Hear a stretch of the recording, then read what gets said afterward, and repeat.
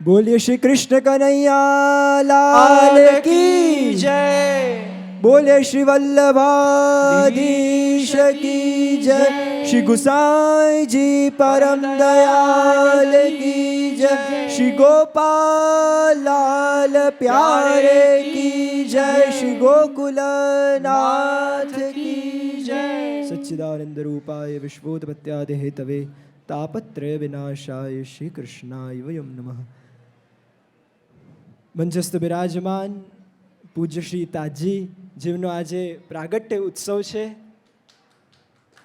પૂજ્ય શ્રી પિતૃચરણ છોટે કાકાજી, વ્રજરાજ દાદા અને અહીંયા આવેલા અમારા સર્વે પ્રિય વૈષ્ણવજનો, સૌથી પહેલાં આ બધા વૈષ્ણવને પૂજ્ય શ્રી તાજીના પ્રાગટ્ય ઉત્સવની અનેક મંગલ બધાઈ હો. આજે એટલો સુંદર, બાળકોએ પણ એટલો પરફોર્મન્સ એટલો સુંદર આપ્યો અને આજે એટલો આનંદ થઈ રહ્યો છે.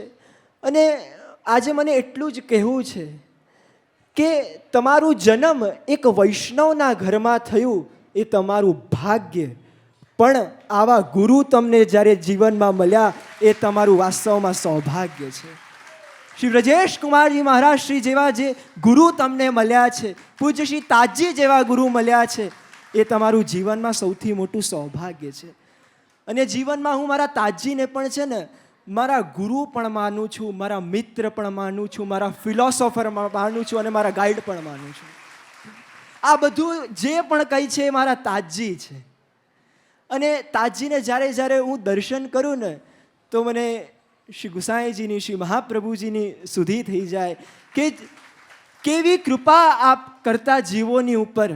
અને આપશી ઘણા વૈષ્ણવ અહીંયાથી એવા છે કે એ નિત્ય આવીને ખાલી આચાર કક્ષમાં બેસે અને ખાલી આચાર કક્ષમાં બેસવા માત્રથી એમના જીવનમાં અનેક પરિવર્તન આવવા લાગ્યા છે.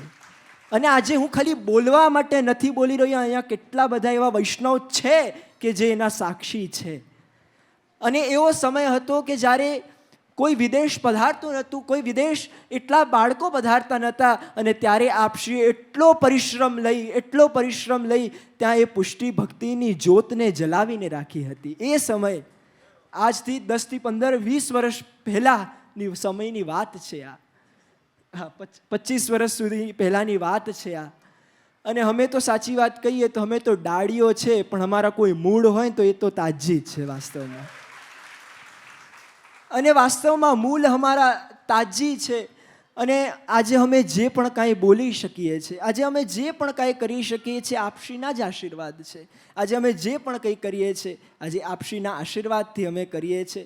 તો બસ આપના ચરણોમાં હું એ જ વિનંતી કરું કે આપ પ્રમાણે એવી રીતે આશીર્વાદ આપતા રહો કે અમે પણ આવી રીતે આપને જેમ જ આ પુષ્ટિ ભક્તિની પરંપરાને નિભાવતા રહીએ. અને એવી જ રીતે આપને ચરણોમાં હું વિનંતી કરું છું. એની જોડે મારી વાણીને પ્રભુના ચરણોમાં સમર્પિત કરું છું.